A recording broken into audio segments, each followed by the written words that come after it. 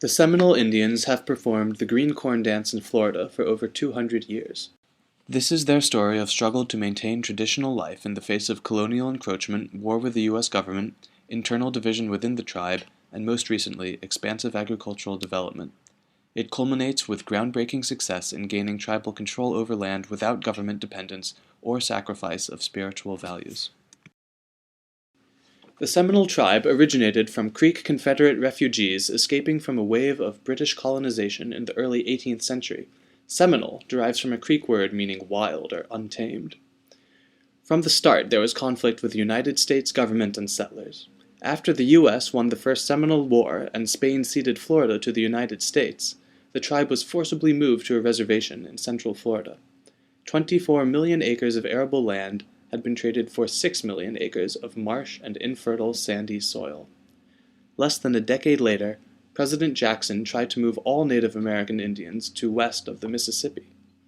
7 Seminoles signed a document agreeing to move the people to Oklahoma, but all the people did not support this decision. Alcohol, bribery, and coercion had played a part in the signing, and those 7 people did not have the authority to speak for the entire tribe. A warrior called Osceola led a resistance against the United States government that lasted into the 1840s until, discouraged from heavy losses in battle and little progress, the government ceased the fighting. When the bloodshed was over, less than 300 Seminoles remained living in the Everglades and Big Cypress Swamp. All the rest had been moved to Oklahoma or killed. Their strongest ally in fighting back against white encroachment had been the unpredictable swampland, with dangerous wildlife, intense heat, and heavy rains. But in the 1840s, the wetlands surrounding Lake Okeechobee in central Florida were drained and converted into farms for citrus and sugarcane. The designation of the Everglades as a national park left many Seminoles homeless or drove them to the reservations.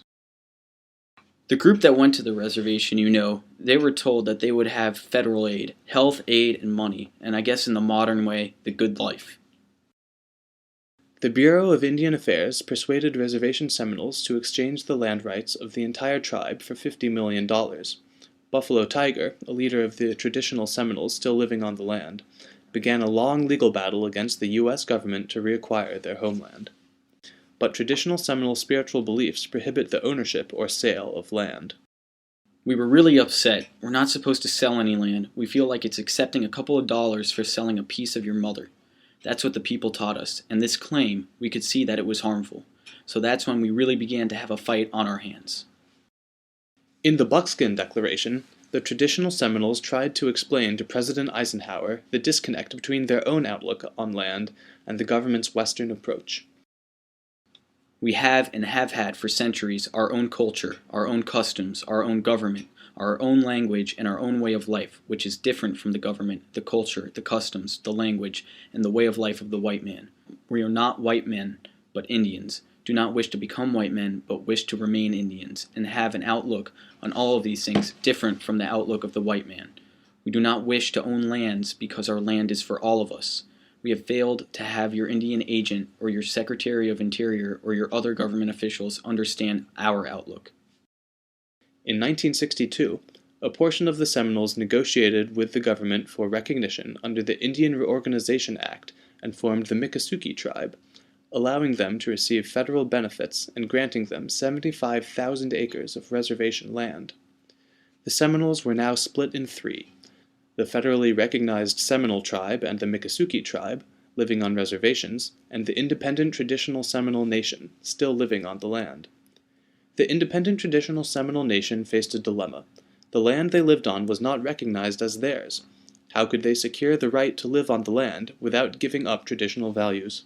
The government refused to grant them recognition unless they divulged tribal information that they do not believe should be revealed to outsiders, including ancestry charts, and information on migration patterns, social organizations, and leadership. Traditional Seminoles do not even freely reveal their names to outsiders, instead going by English public names. In their struggle for legal recognition, the independent traditional Seminole nation never lost faith that they were recognized as a people in the eyes of their Creator. We know who we are, and the Creator knows who we are. We do not need the government to tell us that. But life without legal recognition is hard.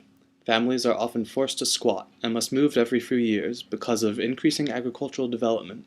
Pollution has made hunting and fishing in the Everglades dangerous.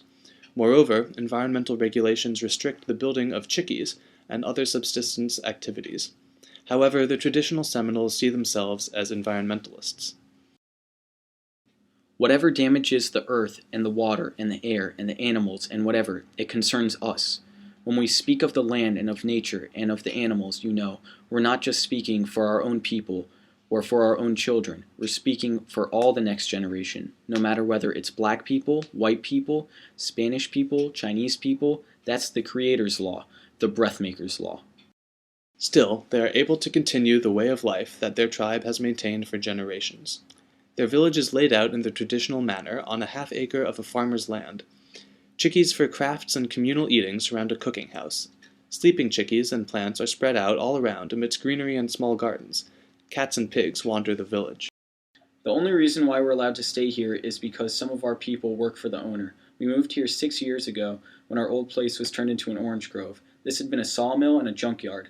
There were car frames in the ground and stuff. We've tried to clean it out and plant things, make it a nice place to live. The Green Corn Dance is a cornerstone of Seminole culture.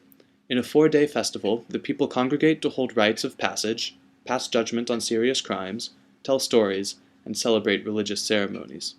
The festival has traditionally occurred in a parcel of land 20 miles north of Lake Okeechobee, owned for the past half a century by the Scott family.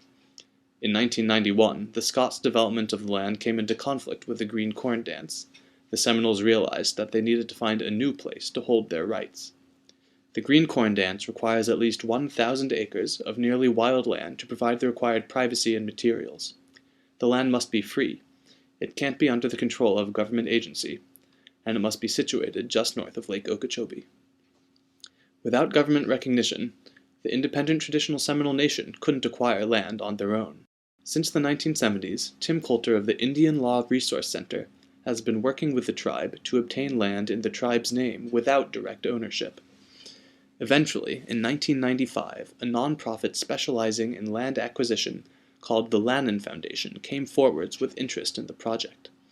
The Indian Law Resource Center, the Independent Traditional Seminole Nation, and the Lannan Foundation searched for and found a suitable location for the Green Corn Dance to take place.